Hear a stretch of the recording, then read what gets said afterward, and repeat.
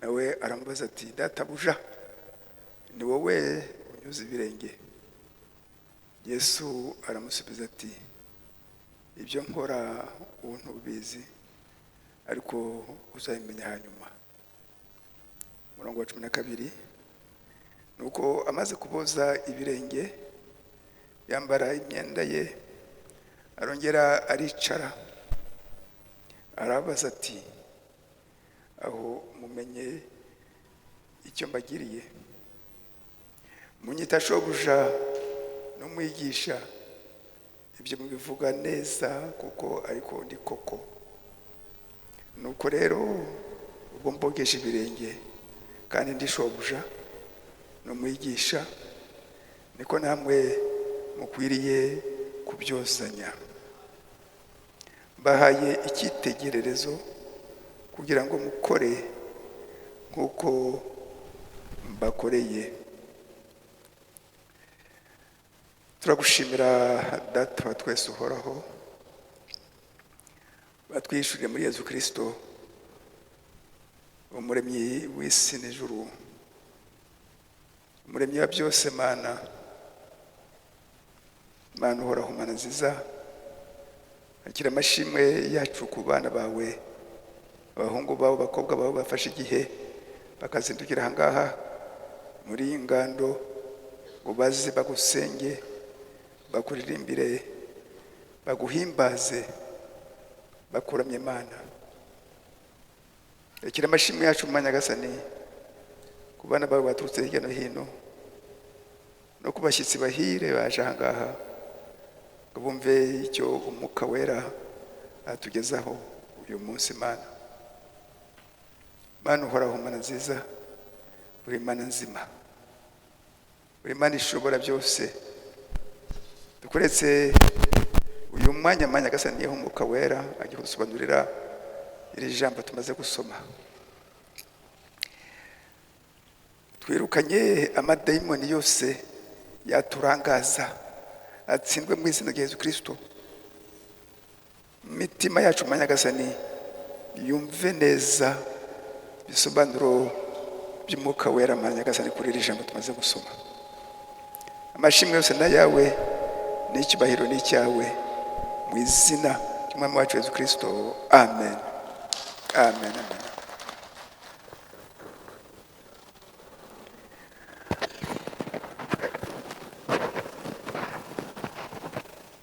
Turi mu kirere cy'inyigisho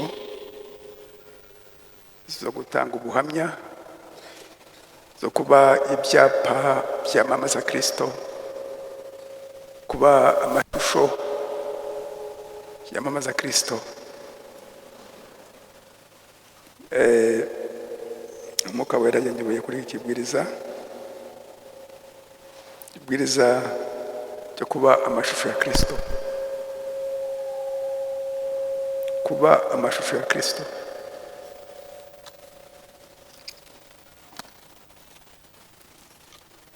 Images of Christ. Ubutumwa bwaziye umuhanuzi William Mario Branham tariki 25 z'ukwezi kwa gatanu 1959. Twebwe tugira amahirwe akomeye cyane, amahirwe n'aya ngaya. Tubwiriza ubutumwa twahawe n'Imana, dufite uwadutumye aduha n'ubutumwa bwo kwigisha. Hari uwadutumye aduha n'ubutumwa. Ni ikintu cy'ingenzi cyane. Ni mpamvu mu kibwiriza ahangaha aredire ngo tugende tuvuge, dufite icyo kuvuga. Uwadutumye ni umwami Yesu Kristo. Ubu ngubu dufite umwuka wera aduha n'ubutumwa. Ubutumwa ntabwo ari bwa mwene data Branham, oya, yakiriye ubutumwa watubuzanire, atuzanire ubutumwa.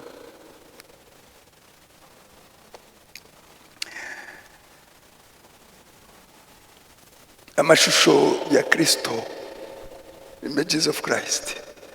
Next slide.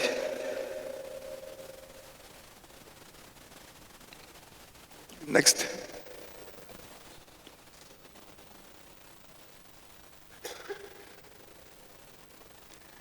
Umuhanuzi ahera ku kintu abantu bibaza, abantu batekereza ku iherezo ryabo, abantu batekereza ku kintu cyatuma babona agakiza nyakuri.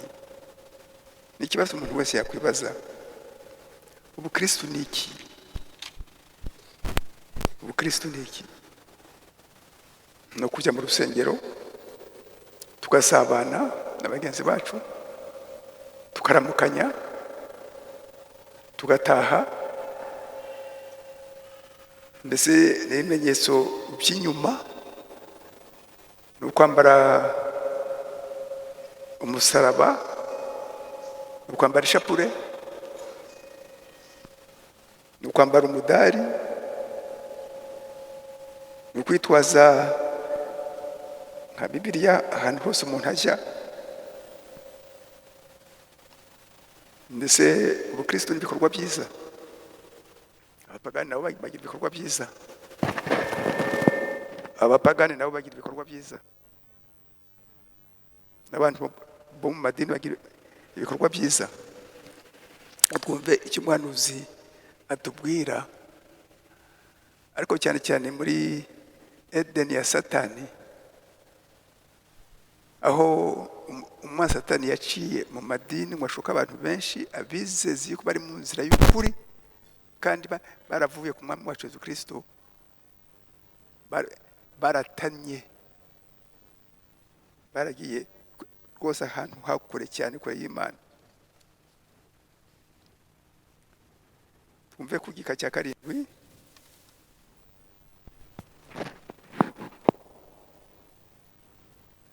ko umuhanuzi avuga.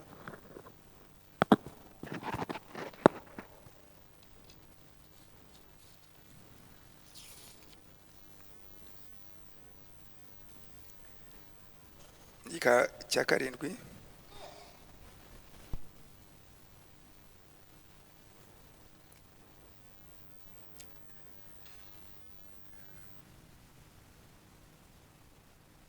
Angaha umuhanuzi aravuga ku bintu byerekeye ububyutse. Ububyutse ni iki? Ububyutse ni ikintu umuntu ageraho atekereje ku iherezo rye, ugafata icyemezo. Angaha umuhanuzi aravuga ati, aratanga n'urugero rw'amazi yo mu nyanja cyangwa yo mu Kivu. Ati les vents viennent et secouer le lac. Secouer le lac avec une grande force pour sortir toutes les ordures. Ati umuyaga uraza ukajya mu mazi ukanyeganyeza cyane, ugamije ikintu kimwe, ngo imyanda yose isohoke. Imyanda yose isohoke. Vous voyez? Et jeter les ordures à la rive. Ngo iyo myanda ije ku nkengero. À ce moment-là, le lac est en train d'avoir un réveil. Ati twavuga yuko ikiyaga kiba gifite mbese ububyutse. C'est exactement comme nous. Ati natwe nuko nguko, il faut venir à l'esprit du Seigneur. Tugomba ngo twakire umwuka umwami wacu Yesu Kristo, pour que cet esprit nous secoue, pour que nous puissions avoir un réveil. Ngo tugire mbese ububyutse, tugomba ngo twakire uwo mwuka.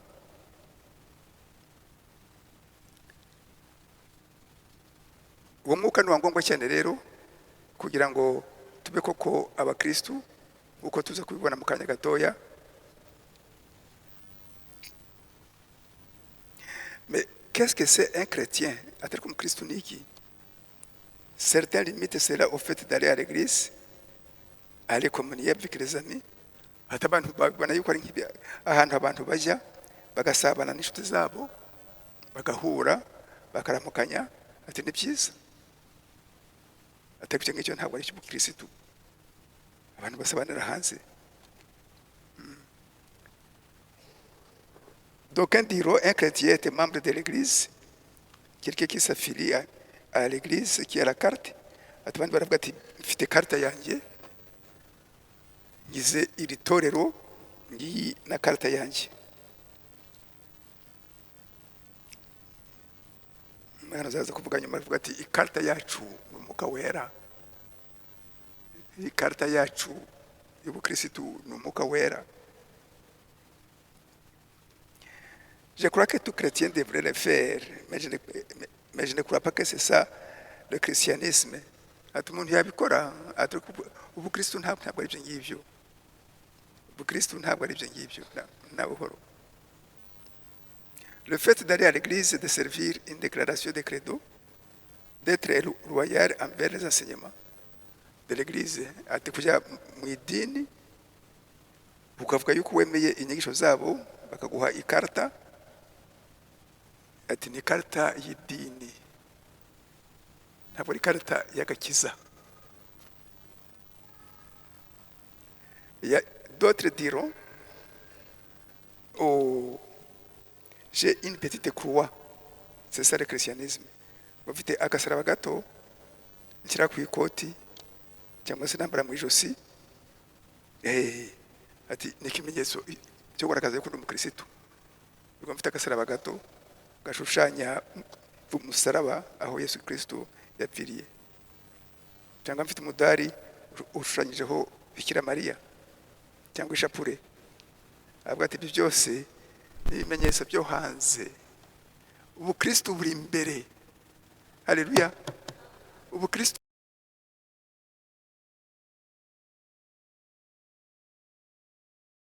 kuyobora n'imbaraga nyinshi cyane, burakuyobora n'imbaraga nyinshi. Ahangaha abantu bakavuga ati ubukristo ni ugufasha abantu, imfubyi,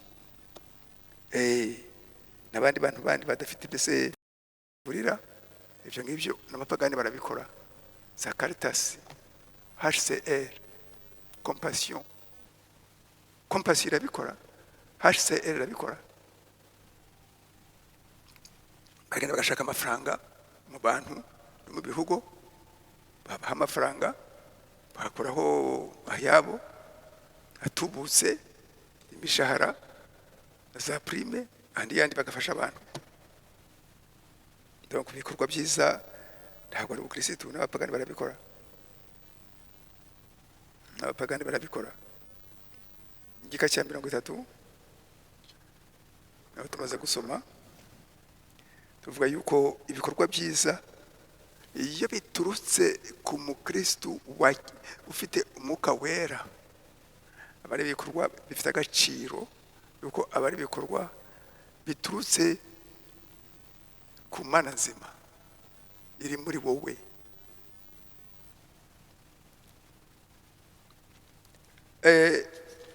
Ibyo bintu rero byose by'inyuma n'ibindi n'ibyo bikorwa byiza ntabwo ari cyo kiranga yuko umuntu ari umukirisitu. Next slide. Reka twumve noneho kuba umukirisitu ni iki.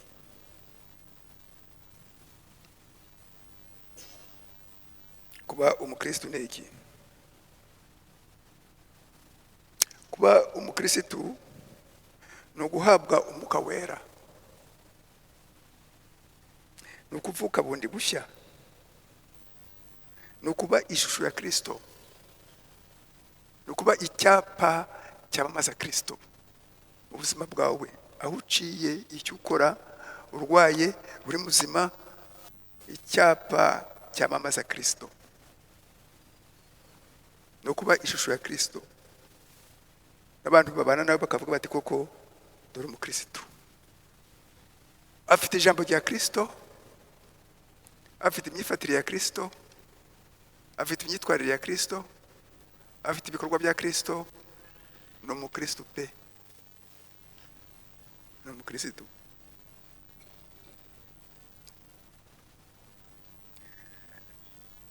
Iryo jambo ahantu ryaturutse. Reka dusome ahantu nka hatatu muri Bibiliya iryo jambo umukristo cyangwa se abakristo, ahantu ryaturutse.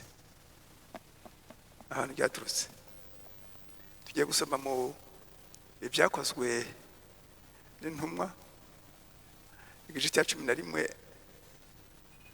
igice cya 11 umurongo wa 26. Mu murwa munini Antiyokiya wari wa kabiri uwo murwa kugira abizera Kristo benshi ukurikira Yerusalemu. Byakozwe n'intumwa igice cya 11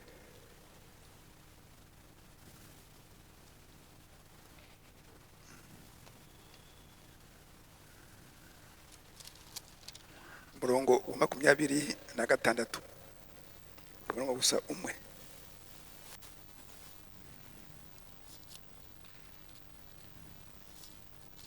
Reka twasome twitonze.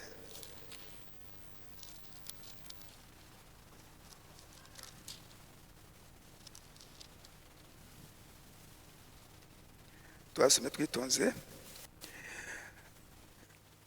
Amubonye amujyana muri Antiyokiya, bamarayo umwaka wose baterana n'abitorero bigisha abantu benshi, kandi muri Antiyokiya niho abigishwa batangiriye kwitwa abakristo. Batangiriye kwitwa abakristo, abakurikizaga inyigisho za Kristo, bakakora ibitangaza byinshi, bakizera ijambo rya Yesu Kristo, nabo batangiye kwitwa abakristo. Reka tujye hirya buhoro mumve ibyakozwe n'intumwa igice cya 26.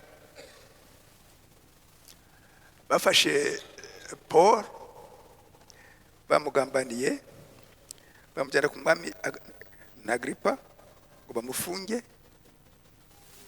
Bamujyana ku mwami Agripa ngo bamufunge. Mumve amagambo Paul yabwiye uwo mwami.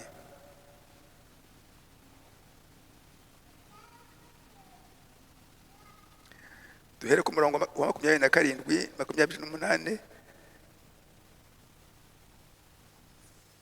na 29. Haleluya. 27.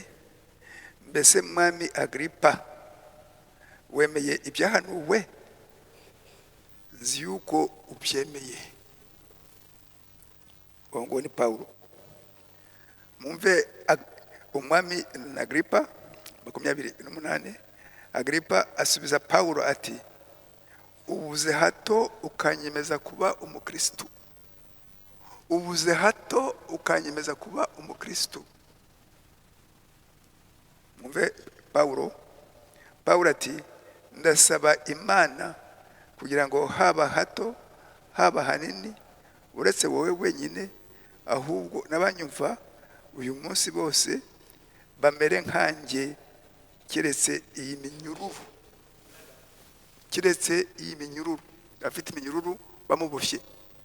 Ati haba hato haba kera uretse wowe mwami Agripa n'abanyumva bose bamere nkanjye. Agripa amubwira ati, habuze hato ukanyemeza kuba umukristo. Yesu nawe akiranga kuri iyi si, Emmanuel, Imana hamwe natwe. Reka dusome muri Marko muri Marko 9:41.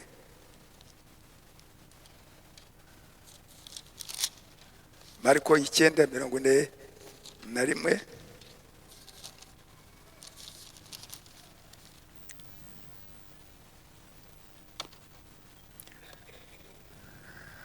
Umuntu uzabaha agacuma kamwe k'amazi, kuko muri abakristo, muri abantu ba Kristo, muri abakristo, ndababwira ukuri yuko atazabura ingororano ye.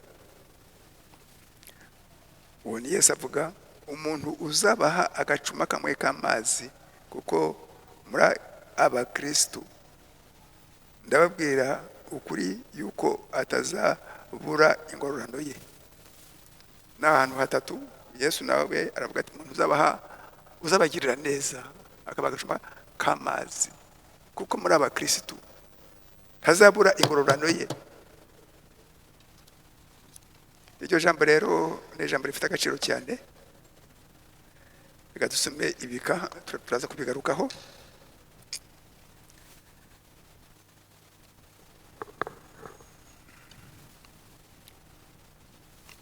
Ce n'est pas ce que nous montrons à l'extérieur, c'est ce qui se passe à l'intérieur qui fait de nous ce que nous sommes. Ati abantu benshi barishushanya bakagaragaza ubundi buzima bundi badafite, bakagaragaza yuko ari abantu bera. Ati ibyo ngibyo rero byose si byo, ahubwo ubukristo buva imbere, bwava imbere bugasohoka hanze, bukarusha uyu mubiri wacu imbaraga. Haleluya. C'est ce qui se passe à l'intérieur qui fait de nous ce que nous sommes. Ati icyo kintu kiba muri twebwe, izo mbaraga ziri muri twebwe, la puissance de transformation, izo mbaraga ziri muri twebwe ziri imbere, nizo ziduhindura tukaba koko umukristo. Si notre image est que nous sommes à sa ressemblance, les membres de son corps, nous devrions lui ressembler. Ensuite, nos vies devraient refléter l'image de Christ. Ati niba turi ishusho ya Kristo, tugomba gusa nawe, yuko turi igihimba cye, turi umubiri we.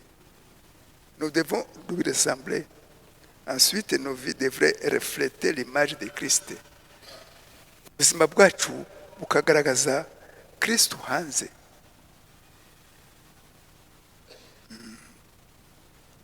Ubuzima bwacu bukagaragaza Kristo hanze.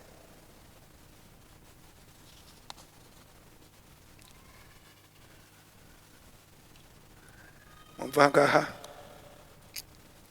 quand le Saint-Esprit de Dieu commence à nous marteler de son marteau de l'évangile, jusqu'à ce que toutes les choses du monde en soient extraites et que nous pouvons refléter l'image du Seigneur Dieu, c'est là où je pense que nous devenons des chrétiens. Car le mot chrétien signifie ressembler à Christ et le refléter. Ngo igihe umwuka wera w'Imana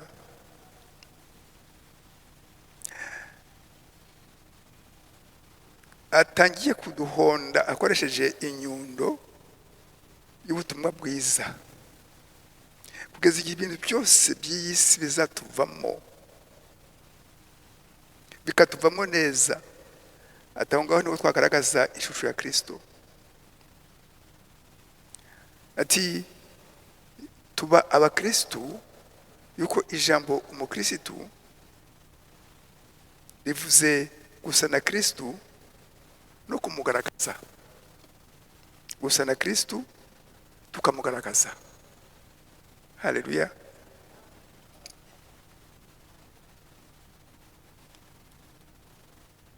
Iryo jambo ni ijambo rikomeye cyane, yuko muri Yohana igice cya 3 kuva ku murongo wa 1 kugera ku murongo wa 5, Yesu aganira na Nikodemu. Nikodemu agiye kumureba, aramubwira ati ibyo wigisha, ibyo uvuga, ibikorwa byawe byose bigaragaza yuko wavuye ku Mana. Yesu ntabwo yahakanye, avuga ati nukuri, ati nukuri, ariko ndakubwira yuko utavutse bundi bushya, utabyawe n'amazi n'umwuka, ntabwo uzabona ubwami bw'Imana. Nikodemo aravuga ati umusaza nkanjye ufite uruhara nasubira nte mu nda ya mama nkavuka?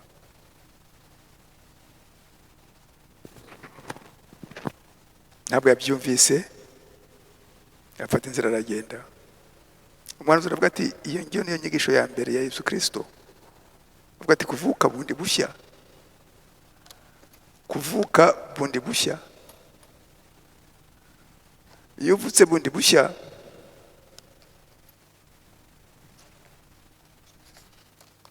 iyo uvutse bundi bushya no kuvuga iki? No kuvuga yuko wakiriye umwuka wera uturutse ku mwami Yesu Kristo. Mwumve igika cya 64 na 66, kuvuka bundi bushya.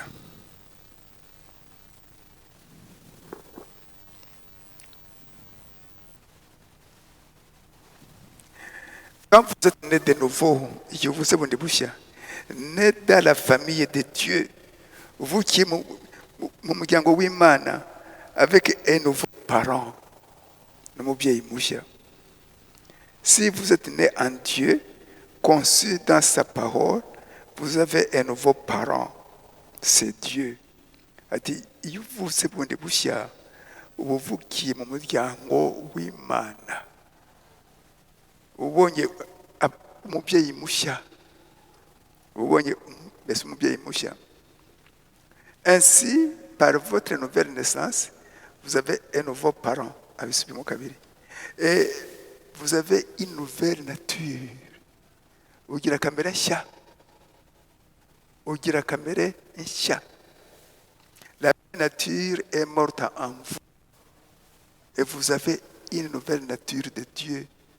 Ugira kamere y'Imana muri wowe. Ariko bisubiyemo ahangaha, mwumve igika cya 81, igika cya 81.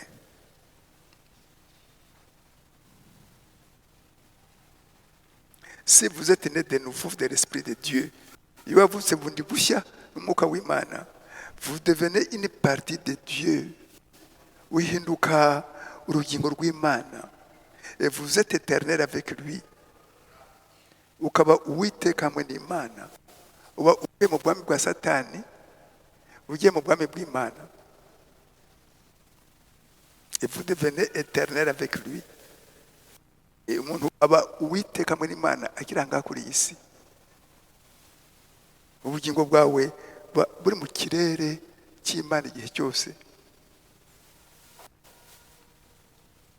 Vous êtes éternel.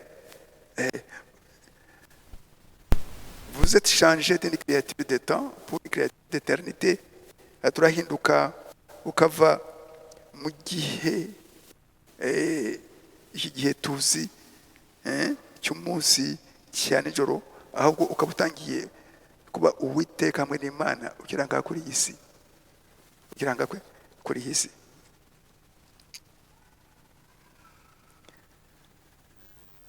Twumve icyo umuhanuzi atubwira, ubutumwa yakiriye ngo atugezeho, ubutumwa yakiriye ngo atugezeho.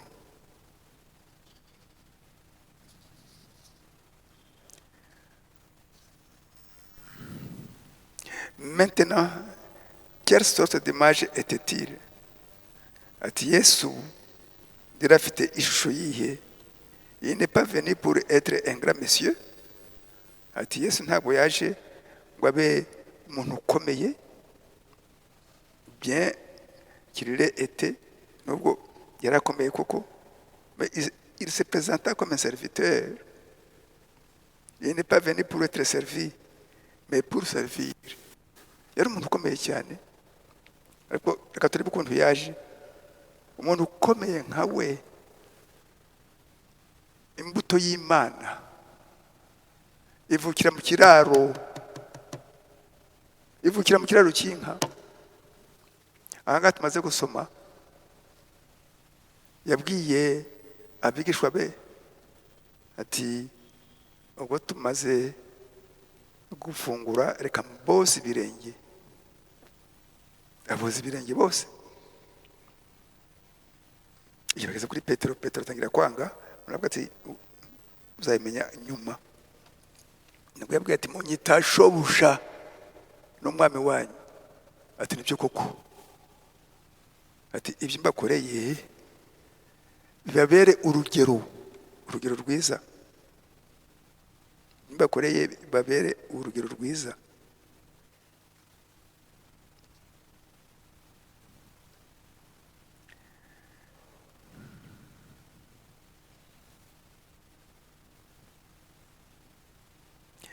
Jésus-Christ a pris la position la plus basse, la tâche la plus indésirable que quelqu'un puisse accomplir, en devenant un avers de pied de ses disciples. Koza ibirenge, icyo gihe nta nkweto bambaraga,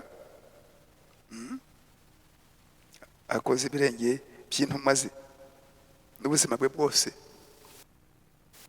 Yarenze asubira mu ijuru adafite icumbi, adafite iwe. Imyaka 33 n'igice, imyaka 33 n'igice.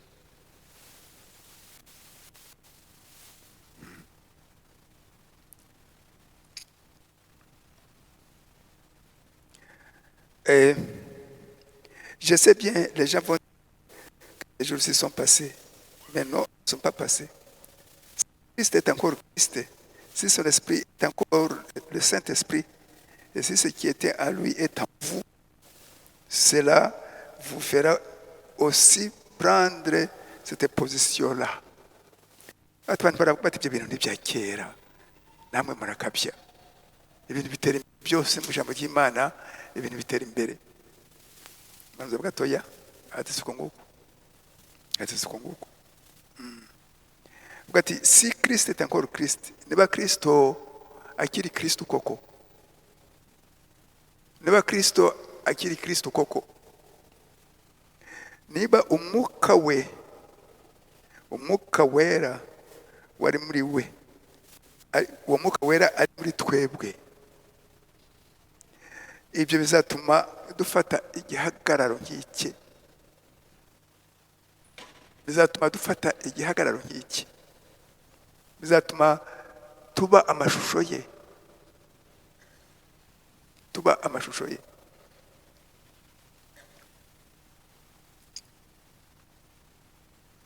Ati niba Kristo akiri Kristo,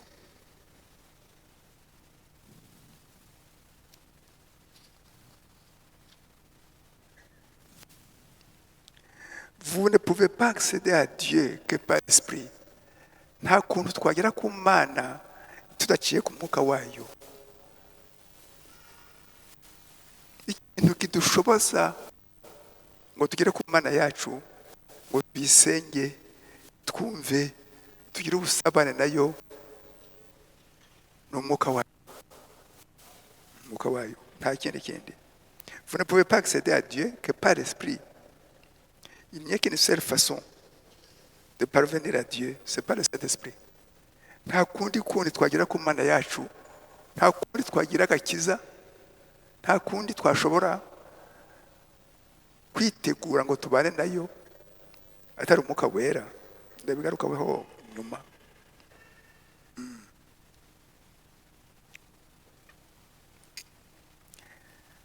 Aravuga ati nta kindi cyadushoboza.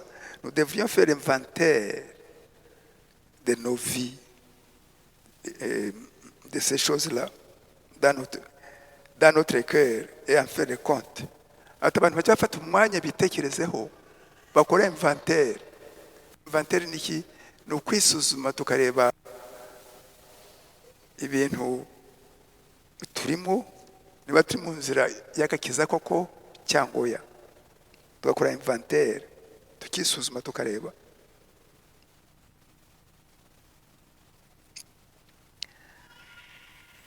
Icyo kintu cyo kwisuzuma rero tukita mu ndimi z'amahanga meditation. Ni ugufata umwanya ukitekerezaho, ugatekereza ku Mana yawe, ugatekereza ku buzima bwawe, ukisuzuma ukareba koko niba uri umwana w'Imana. Abaroma 8:14, abana b'Imana ni abayoborwa n'umwuka wera. Abana b'Imana bayoborwa n'umwuka wera. Ukareba koko niba umwuka wera akuyobora, ukareba koko niba umwuka wera ari hamwe nawe. Haleluya. Icyo kintu ni ikintu cy'ingenzi cyane. Faire l'inventaire de votre vie, kwisuzuma, assessment, kwisuzuma.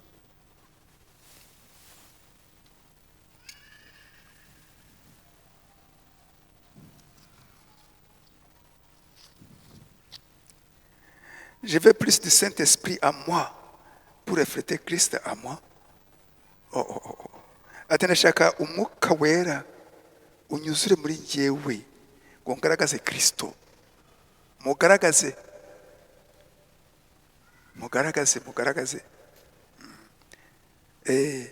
Je veux être comme lui. Ndashaka kumera nkawe.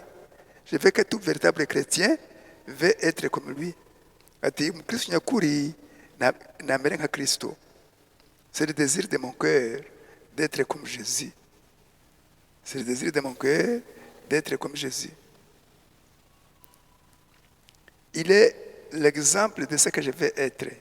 Niwe utwereka uko tugomba kumera. Voyez-vous, il faut le Saint-Esprit pour faire cela. C'est la seule chose qui peut faire. Que votre lumière luise devant les gens. Muri iyi nyigisho twigishije ubushize, ureka umucyo wawe umurike imbere y'abantu.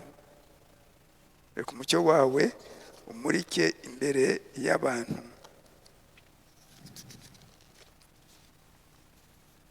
Mumve zome ikimbu cya 38. Reka umucyo wawe umurike imbere y'abantu.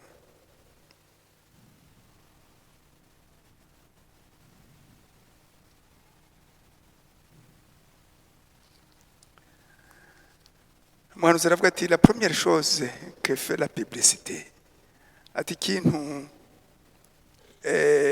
cya mbere, la publicité ni ukwamamaza.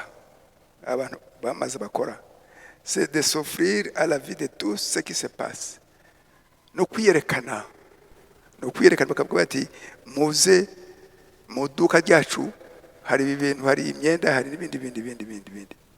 Maintenant le seul moyen pour le monde de voir Christ, ati uburyo bumwe bw'isi bwabona Kristo, c'est quand il le voit en vous et en moi.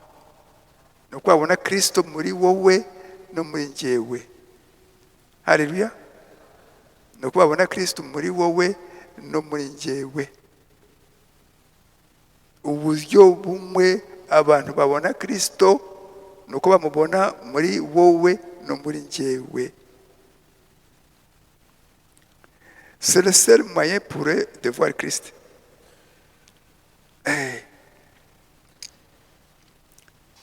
Ati nibwo buryo bwonyine babona Kristo. Maintenant rappelez-vous cela. Ati tubyibuke à partir de ce soir, que chacun de vous se rappelle qu'il est un panneau publicitaire de Dieu. Ati kuva iki gicamunsi buri muntu amenye yuko ari icyapa cyamamaza Kristo. Icyapa cyamamaza Kristo. Vous êtes l'agent de publicité de Dieu. Uri icyapa cyamamaza Imana. Bon, le monde vous regarde pour voir ce que Christ est. Ici irakureba ngo ibone uwo Kristo uvuga yuko wizeye, ngo imubone muri wowe. Le monde verra alors Christ en vous et en moi. Ici izabona uwo Kristo uvuga muri wowe no muri njyewe.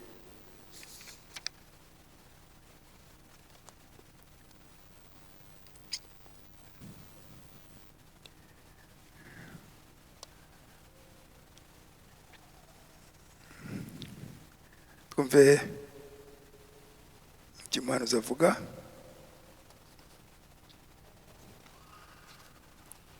Igika cya 82.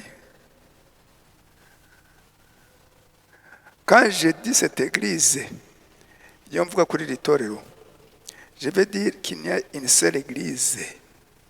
Ati hari itorero gusa rimwe.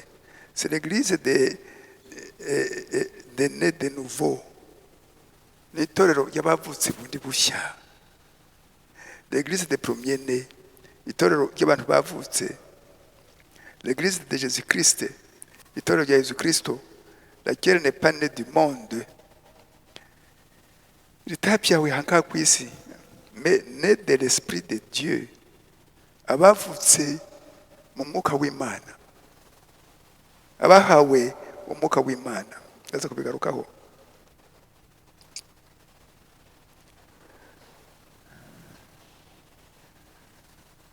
Iryo torero rero ni itorero rikomeye.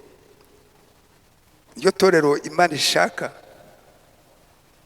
Seigneur, fais en sorte que je m'oublie moi-même. Unshoboze niyibagirwa njyewe njyenyine. Même si aux yeux du monde, ça devrait ressembler au gâchis. Ubwo abantu baka kuri isi babiseka. Biseka. Baseka iki? Bati namwe murakabya. Turabagora ukuntu bambara. Turabaga ukuntu uranmuye. Ukuntu abantu badasohoka. Ngo bagiye hanze mu kabari. Bagiye mu bintu bya football. Banywa inzoga. Ati namwe murakabya. Peu m'importe, je vais être né de nouveau. Ati byose abantu bavuga, yarashaka ngo mvuke ubwa kabiri. Né de l'esprit de Dieu. Mvuke n'umwuka w'Imana. Seigneur, que tu me remplisses ce soir de ton Saint-Esprit. Mwami, unyuzuze muri mugoroba umwuka wawe. Lave-moi, unyoze mwami. Sanctifie-moi, unyeze. Prends le sang de Jésus-Christ et sanctifie-moi. Fata amaraso ya Yesu Kristo, unyeze mwami. Purifie-moi et remplis-moi jusqu'à ce que je me perde moi-même pour me retrouver, ô Seigneur, en toi. Ati, mwami, nyuzuza imbaraga, niyibagirwe wese kamere yanjye mvemo, ahubwo ngusange Mana Nyagasani, ngusange.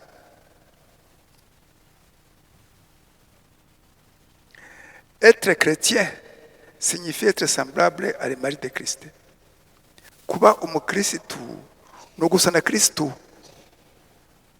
No gusa na Kristo. Nous voulons être des images vivantes. Tube amashusho afite ubuzima. Amashusho ya Kristo afite ubuzima.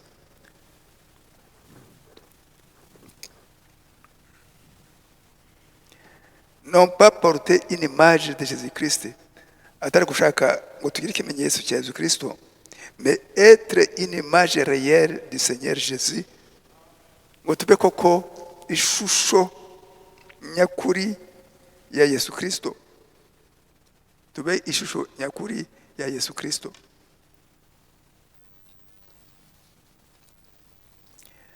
Urumva yuko kuba umukristo ntabwo ari ibintu by'inyuma, ibintu byo kwishushanya. Ni ikintu cy'imbere. Ni iki cy'imbere muri Databarinda. Icyo tugiye kuvuga twarabyigishije, ariko nk'uko twigisha gusubiramo ni byiza cyane, bituma abantu bibuka neza. Uhabwa umwuka wera, nicyo tugiye kuvugaho. Nicyo kintu cy'ingenzi cyatugira abakirisitu, uhabwa umwuka wera. Tugiye kuvuga ku bintu bitatu rero, tubivugeho buhoro, abandika mwandike, turashingira kuri Bibiliya gusa. umwuka wera ni iki? Umwuka wera ni iki? Iyo ni ingingo ya mbere. Ingingo ya kabiri, umuntu yahabwa ate umwuka wera? Umuntu yahabwa ate umwuka wera? Ingingo ya kabiri. Ingingo ya gatatu, ni ibiki bigaragaza ko umuntu afite umwuka wera? Ni ibiki bigaragaza ko umuntu afite umwuka wera? Ingingo ya mbere, umwuka wera ni iki? Umwuka wera ni isezerano rya Yesu Kristo. Iryo sezerano rishya, iyi Bibiliya nimwirebe ifite ibice bibiri. Iyi Bibiliya ifite ibice bibiri, hagati hari urupapuro. Mureba aha ngaha, isezerano rya kera, iri ni isezerano rishya. Isezerano rishya. Isezerano rya kera ryari igicucu. Isezerano rishya ryari rigizwe n'ibintu bibiri by'ingenzi. Muri ibi bitabo 39, ibyo bintu bibiri ni ibihe? Ni amategeko n'ubuhanuzi buhanura yuko umwana azatuvukira, azitwa igitangaza, azitwa Uwiteka, azitwa Imana ikomeye, azitwa umwami w'amahoro. Haleluya. Igihe Yesu rero aje, ari we uwo mwami w'amahoro, ari we iyo Mana ikomeye, ntibamumenya. Niyo mpamvu muri Matayo 15 arabwira ati, munsengera ubusa mwebwe b'abafarisayo, bavuye ku ijambo ry'Imana,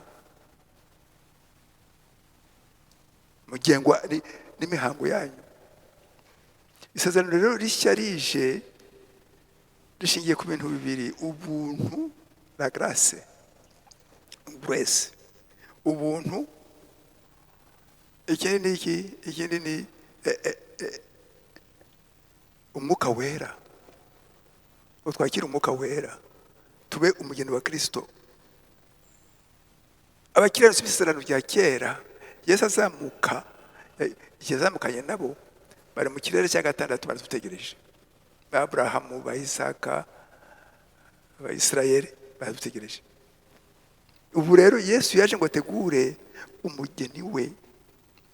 Niyo mpamvu avuga muri Matayo, muri Yohana 16, mwandike uwo murongo. Yohana 16 umurongo wa 7, aravuga ati, mufite inyungu yuko ngewe ngenda. Mbaye ntagiye, nta kuntu aboherereza umwuka wera, nta kuntu aboherereza umufasha. Ati, mufite inyungu yuko ngenda ngo mboherereze umufasha, ari umwuka wera. Haleluya. Hepfo buhoro, Yohana 16 umurongo wa 12 arabwira ati, ndacyafite byinshi ibyo kubabwira. Ndacyafite byinshi ibyo kubabwira, ntimwabyihanganira. Mutegereze uwo mwuka w'ukuri, uzabasobanurira byose kandi mukuri. Abareba ati, avuga ati, abantu bacyafite kamere yabo. Noneho amagambo abiri yavuze mbere ko azamuka mu Byakozwe n'Intumwa, igice cya mbere umurongo wa 5, aravuga ati, Yohana umubatiza yabatirishije amazi umubatizo wo kwihana. Ati, mwebwe mu minsi mike murabatirishwa umwuka wera. Mu minsi mike murabatirishwa umwuka wera. Haleluya. Ijambo rya nyuma yavuze mbere ko azamuka, tubisoma mu Byakozwe n'Intumwa, igice cya mbere umurongo wa 8, aravuga ati, icyakora muzahabwa imbaraga umwuka wera n'abamanukira. muzaba abagabo bo kumpamya Yerusalemu, Yudaya, Samariya, kugera ku mpera y'isi. Nta kuntu wahamya Yesu Kristo ko ari Imana nzima udafite umwuka wera. Nta kuntu wajya kugicanira aha ngaha ngo umwuka wera gukoreshe udafite umwuka wera nawe. Isezerano rero rishya rishingiye ku buntu n'umwuka wera. Iyo isezerano ryacu rero nta kintu twigisha, nta kintu twigisha. Umwuka wera ni iki?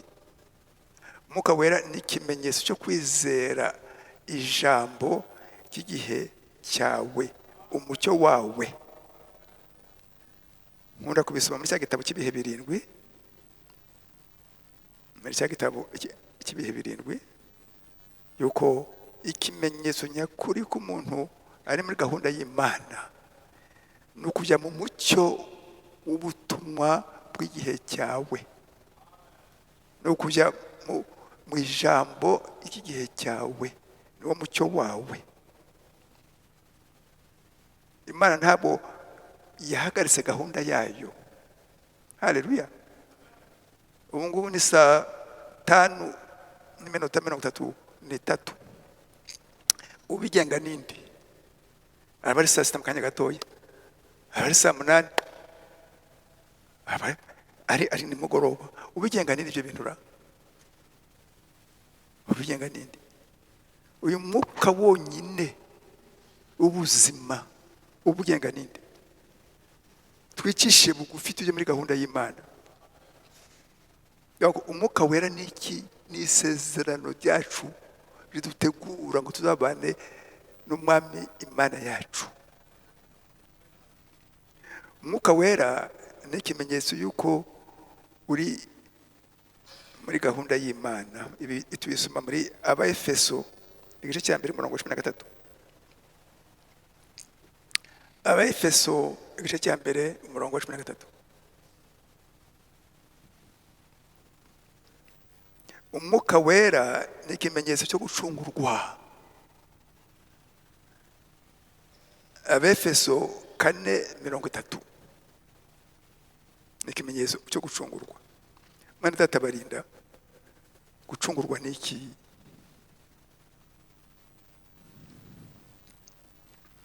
Yesu yadupfiriye ku musaraba ngo abazamwizera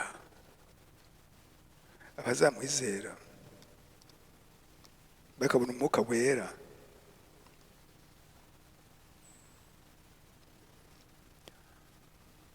Abakiza ibyaha kandi abacungure. Kudukiza ibyaha ni iki? Kudukiza ibyaha ngo dutangire ubuzima bushya.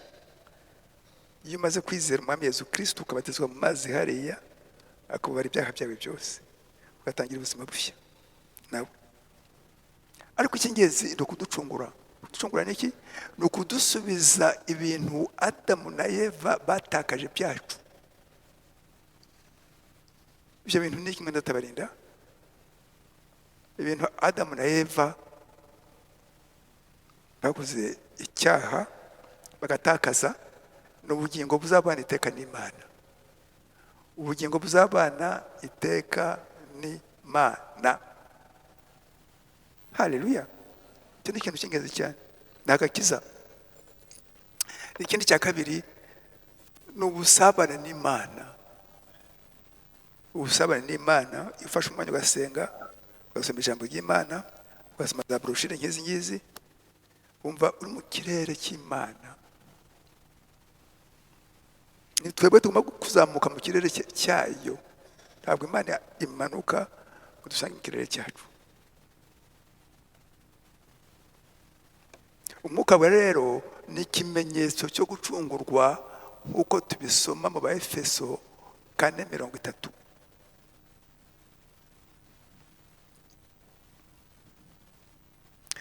Umwuka wera ni ikimenyetso cyo kuba umwana w'Imana. Ni ikimenyetso cyo kuba umwana w'Imana. Abaroma 8:14 Abaroma 8:14. Abayoborwa n'umwuka w'Imana nibo bana b'Imana gusa. Haleluya. Nibo bana b'Imana. Abayoborwa n'umwuka w'Imana nibo bana b'Imana. Abaroma 8:14.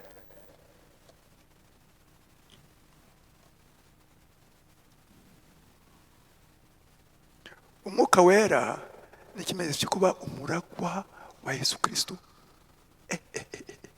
Umuragwa wa Yesu Kristo. Abaroma 8:17.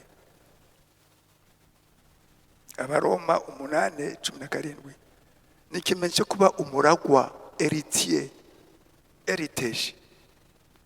Ibya Yesu Kristo byose aba ari ibyawe.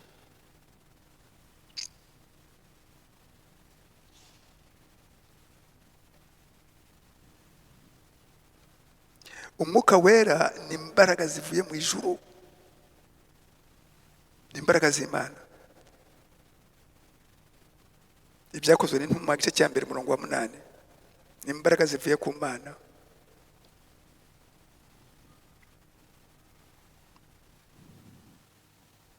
Umwuka wera niwe muyobozi wacu, niwe mugide wacu kuri iyi si, niwe muyobozi wacu. Tubisoma muri Yohana 16:13. Yohana 16:13. Abagalatiya 5:18. Ibi ngibyo by'ingenzi bitwereka umwuka wera ni iki. Ariko hariho n'ibindi byinshi bingene ko nashatse ibintu biri mu mirongo twasoma muri Bibiliya. Urumva ko umwuka wera ni isezerano ryacu, isezerano kikakiza n'umwuka wera. Ni ikimenyetso cyo kwizera kuri mu mucyo w'igihe cyawe. Ikimenyetso cyo gucungurwa, Efeso 4:30. Ikimenyetso cyo kuba umwana w'Imana, Abaroma 8:14. Ni ikimenyetso cyo kuba umuragwa wa Yesu Kristo, Abaroma 8:17. Umwuka wera ni imbaraga zivuye ku Mana zidusanga. Umwuka wera ni umuyobozi wacu. Tumaze kumva umwuka wera ni iki, noneho twakwibaza ikibazo. Twakwibaza ikibazo cy'ingenzi. Ariko umwuka wera kwa cyo kimenyetso cyakiza, nabona ne uwo mwuka wera. Ukuntu umuntu yabona uwo mwuka wera, byawubona ati. Icyambere tugomba kumenya yuko umwuka wera, twumve neza aho ngaho, utangwa n'Umwami Yesu Kristo uri ku ntebe y'imbabazi.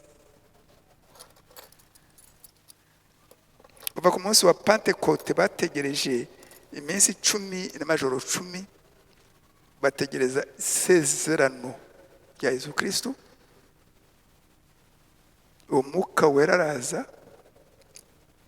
yigaragaza nk'akarimi ak'umuriro ku gahanga ka buri wese.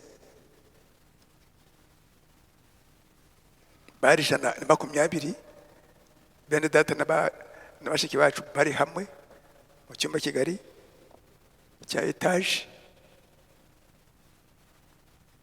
buzuzwa imbaraga z'umwuka wera. Niho itorero rya Yesu Kristo ryatangiye umunsi wa Pentecote. Umunsi wa Pentecote, mwumva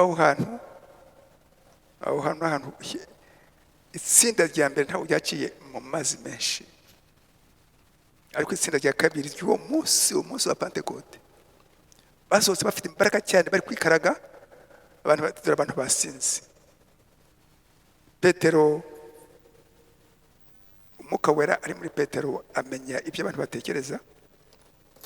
Agiye kwigisha, atangira kuri iryo jambo avuga ati ntabwo twasinze, ahubwo dufite umwuka wera nk'uko byahanuwe na Yoweri.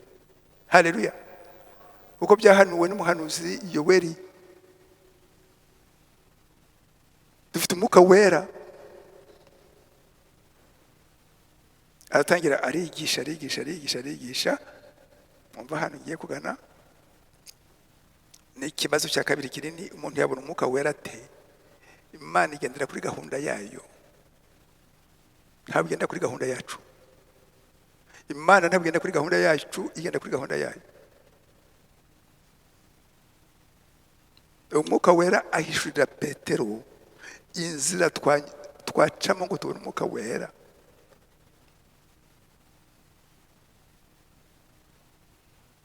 Mu Byakozwe n'Intumwa igice cya kabiri umurongo wa 37 hepfo gato dusoza uwo murongo wa 37, bamaze kumva izo mbaraga z'umwuka wera muri Petero yigisha, baramuze bati, bagabo bene data twagira dute? Bagabo bene data twagira dute? Petero arasubiza, mwumve rya rembo ry'agakiza nta handi warisanga. Utanyuze muri iryo rembo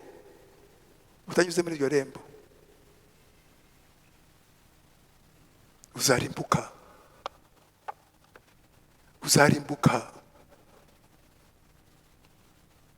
Irembo ry'agakiza. Bagabo bene data tugira dute? Mu igisubizo cya Petero, igisubizo cya Petero kirimo ingingo 5. Mwihane. Igisubizo cya Petero kiri mu Byakozwe n'Intumwa igice cya kabiri umurongo wa 38 na 39. Mwihane, buri muntu abatizwe mu izina rya Yesu Kristo mubabarirwe ibyaha byanyu, mwakire impano y'umwuka wera. Isezerano ni iryanyu n'abana banyu n'abari kure bose abazahamagarwa n'Umwami Imana yacu. Abazahamagarwa n'Umwami Imana yacu. Murumvise? Isezerano ni iryanyu n'iry'abana banyu abazahamagarwa bose n'Umwami Imana yacu.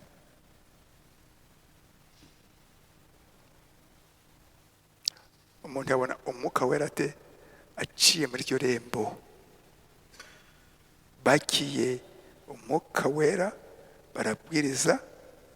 Uwo munsi hizera 3,000 byanditswe muri Bibiliya. Bagize akazi gakomeye cyane cyo kubatiza abantu 3,000. Bagize akazi gakomeye cyane, Petero na bagenzi be, kubatiza abantu 3,000. Umuntu yabona umwuka wera ate? Batirisha umwuka wera ni Yesu Kristo, kuko tubisoma muri Matayo 3:11, tukabisoma muri Yohana igice cya mbere umurongo wa 33. Ahantu habiri. Batirisha umwuka wera ni Yesu Kristo, ntabwo ari umuntu uwo ari we wese.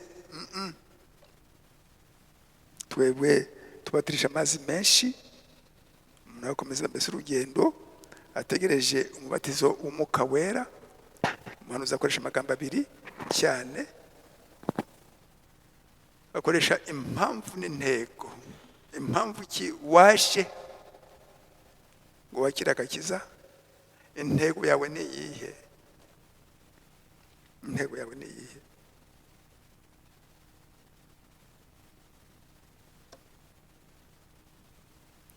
Ariko umunsi wa Pentekote icyabaye ni iki? Babanje kumva ijambo ry'Imana. Donc ibibanziriza guhabwa umwuka wera, ibibanziriza ni iki? Ni ukuza kumva ijambo ry'Imana ry'igihe cyawe. Ntabwo wajya ahantu babwiriza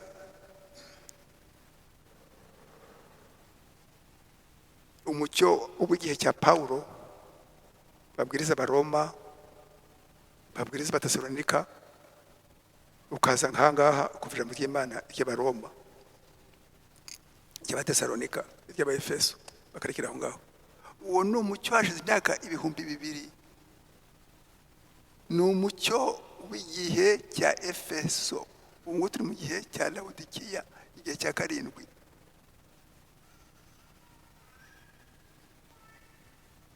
Nk'uko wavuga uti nimuzanire umuriro w'igihe cya kera cyane, baragwata umuriro barazimya ngo hari umuriro wundi mushya.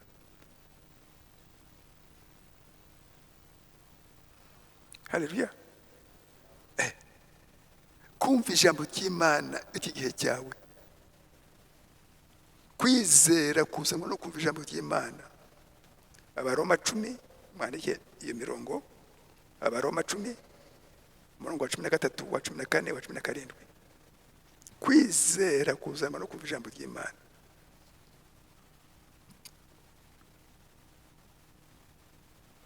Intambwe ya mbere rero ni ukuza kumva ijambo ry'Imana, kuza kumva ijambo ry'Imana.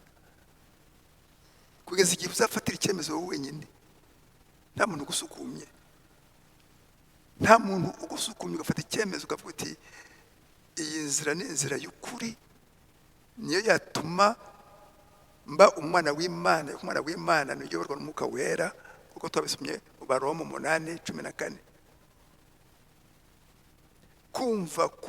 Kumva ijambo ry'Imana ry'igihe cyawe, bamara kubyumva ukizera. Kwizera ni iki? Kwizera ni fondation ya byose. Ukavuga uti ibi ndabyizeye, ni ukuri koko, ni ukuri koko. Turi ijambo ry'Imana ni ukuri koko. Bamara kwizera rero, niho ubaza abagutanze uti bago bene data bigenze nte, bagasubira muri rya rembo dusoma mu byakozwe n'intumwa igice cya 2 umurongo 38 na 39.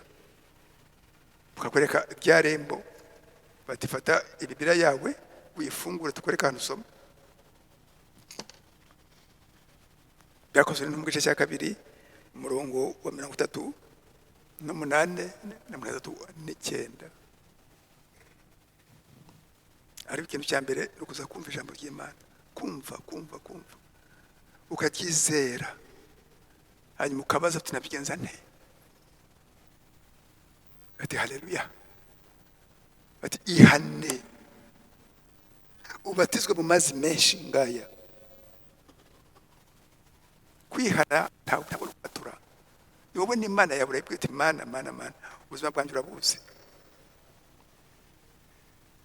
Gusaba imbabazi ku bintu byose bitagushimishije mu buzima bwanjye. Gusaba imbabazi.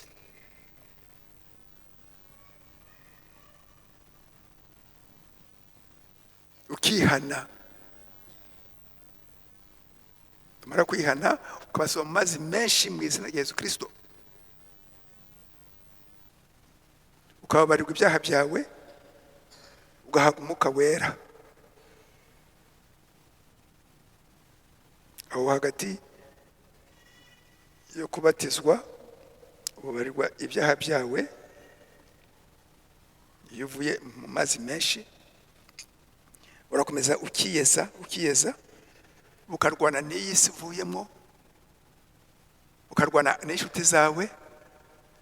Mu rwandiko rwa 2 rw'Abakorinto igice cya 6 kuva ku murongo wa 14, twitandukanye n'abatizera, tubana nabo, ariko reka tugaragaze ukwizera kwacu. Tugaragaze ukwizera kwacu ngo tubana nabo. Wagira ku rwego rushimishije Yesu Kristo wenyine. Yesu Kristo akagusanga, akubatirisha Umwuka we, ndetse iyo abonye yuko aturiya muhungu wanjye afite impamvu n'intego, afite intego y'agakiza koko, ariko afite ikintu cyamubase, Yesu Kristo aragutabara atari umukobwa wanjye afite ikintu cyamubase. Yesu Kristo aragutabara akaguha umwuka we ugifite icyo kintu cyakubase. Reka twumva aha ngaha nari nabisomye igika cya 36 kubandika amashusho ya Kristo.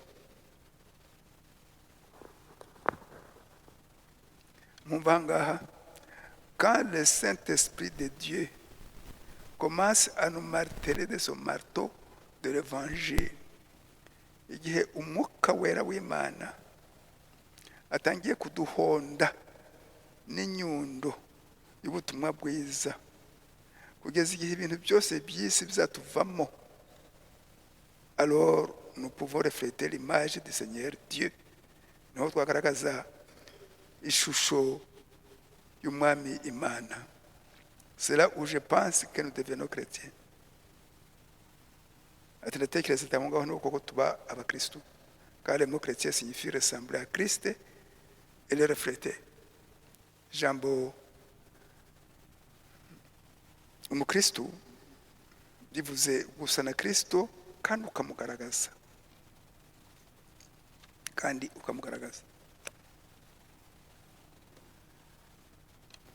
Twumvise ingingo ya mbere, umwuka wera ni iki?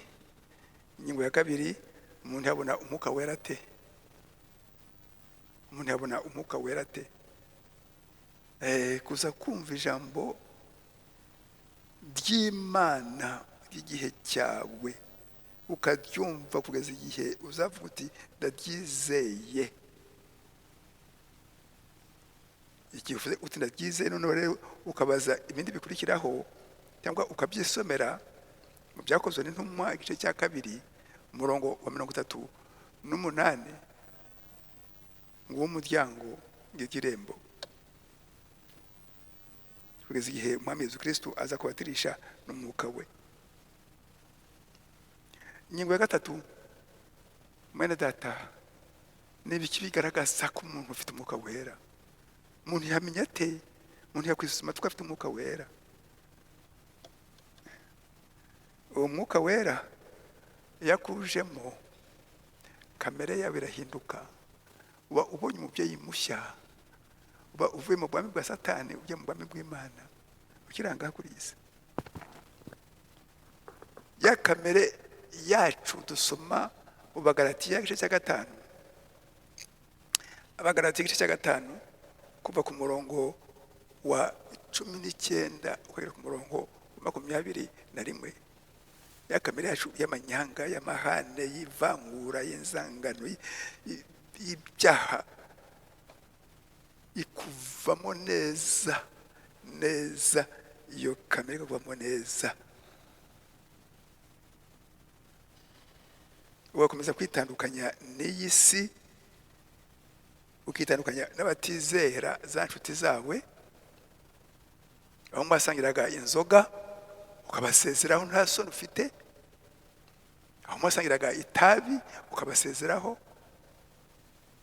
aho mwajyanaga ngo murebe imikino ya match ukabasezeraho, bati umuntu yasaze. Wasaze nyine koko, basariye muri Kristo, bose basariye muri ndi. Namahitamo. Wowe wasariye muri Kristo, ibo basariye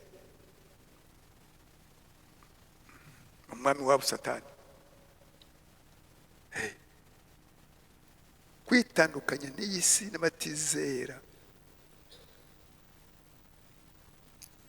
Navuze mu rwandiko rwa 2 rw'Abakorinto, nta mwanya mfite, amasaha yageze, ndagira ngo muze kuhasoma ibice bya 6 umurongo kuva ku murongo wa 14 wa 18. Ni Imana idusaba ngo twitandukanye n'abatizera, niho Imana izatubera data, tukayibera abana bayo, tukayibera abakobwa n'abahungu. Reka mbasome urwandiko rwa 2 rw'Abakorinto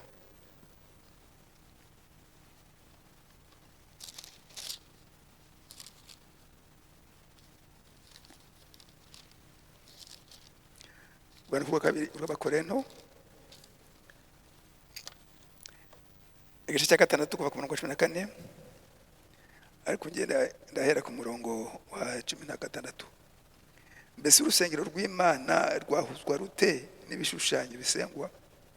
Ko turi urusengero rw'Imana ihoraho, nk'uko Imana yabivuze iti, nzatura muri bo, ngendere muri bo, nzaba Imana yabo, nabo bazaba ubwoko bwanjye. Nuko muve hagati ya ba bandi, mwitandukanye nuko Uwiteka avuga. Mwitandukanye nuko Uwiteka avuga, kandi ntimugakore ku kintu gihumanye.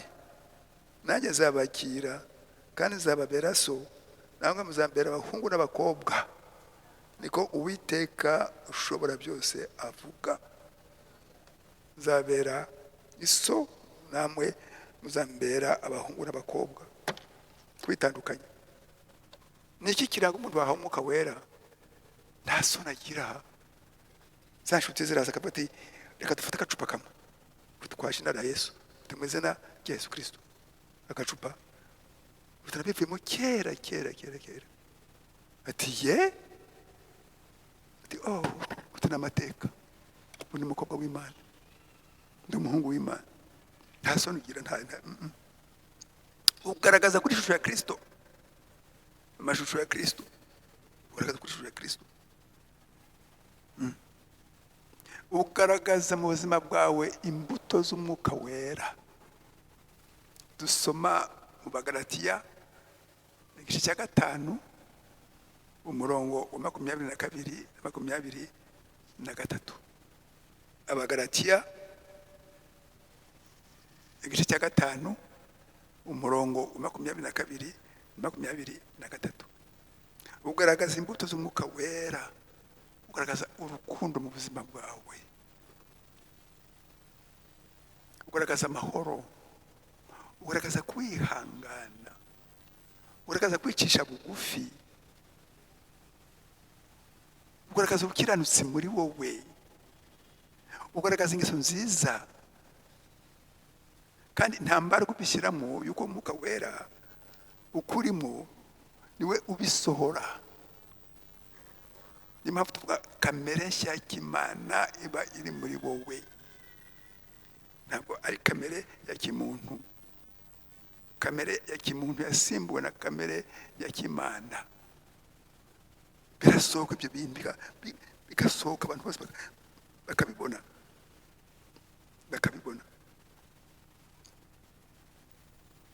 Iyo ufite Umwuka Wera, uba uri mu muryango wa Yesu Kristo, uba uri mu muryango wa Yesu Kristo, uba uri urugingo rwa Yesu Kristo, urugingo rwa Yesu Kristo. Nabisomye. Vous devez naître de nouveau. You must be born again. You must be born again. Uba uri Uwiteka hamwe na Yesu Kristo, ukiranga kuri isi yuko uba usohotse mu bwami bwa Satani ujya mu bwami bw'Imana. Usohotse mu bwami bwa Satani ujya mu bwami bw'Imana. Ahangaha rero niho koko uba ubaye ishusho ya Kristo, ubaye icyapa cyamamaza Kristo, icyapa cyamamaza Kristo. Ubwo twabyize ubushize, ubaye ishusho ya Kristo. Kuba ishusho ya Kristo, ubwa Umwuka Wera, kuvuka ubwa kabiri, kuba ishusho ya Kristo. Icyo gihe rero bisaba kwisuzuma. Twese nk'umuntu yisuzume, ariko kuko niba afite Umwuka Wera. Icyo kintu kituzana ahangaha, icyo kintu kituzana ahangaha. Haleluya. Bene data bashiki banjye rero, twongeye kubisubiramo. Umwuka Wera ni iki? Ni isezerano ryacu, isezerano ry'agakiza. Guhabwa Umwuka Wera tuhawe na Yesu Kristo. Ikibazo umuntu yakwibaza, nabona nte uwo Mwuka Wera? Ni kuza kumva ijambo ry'Imana, kugeza igihe uzafatira icyemezo wenyine byo kwizera, hanyuma ugaca muri gahunda y'Imana yo ku munsi wa Pentekote yo kwihana, yo kubatizwa mu izina rya Yesu Kristo, yo kubabarirwa ibyaha byawe, yo guhabwa umwuka wera, ukaba ugiye mu bwami bwa Yesu Kristo, uvuye mu bwami bwa Satani. Bene data bashiki banjye, ngayo amashusho ya Kristo. Amashusho ya Kristo n'abantu bafite umwuka wera bagaragaza Kristo, baba ibyapa byamamaza Kristo ahantu hose. Haleluya. Imana ibahe umugisha mwese. Baduhaguruke.